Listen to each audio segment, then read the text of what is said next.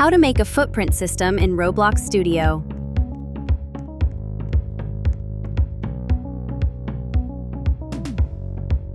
Add local script to starter character script.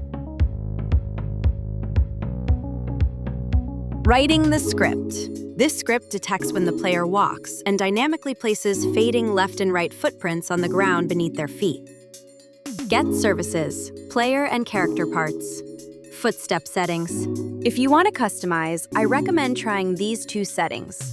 Footprint visible time, to adjust how long the footprint remains visible, and footprint lifetime, to adjust how long the footprint fades away. Stores separate textures for left and right footprints. Step tracking abilities. Prevents footprints from stacking too closely. Alternates between left and right foot. Find the foot part. Supports both R15 and R6 character rigs. This function handles placement, rotation, color, and fading. Align footprint to ground. Build the footprint C-frame.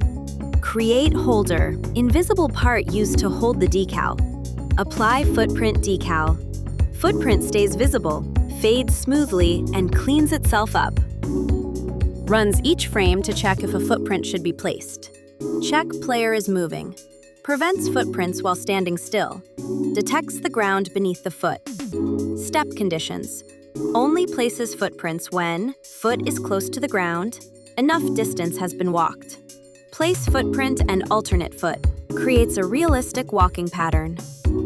Reset on character respawn. Ensures the system works correctly after death. I slightly changed the base plate color to make it easier for you to see my footprints. Click play in Roblox Studio and start testing.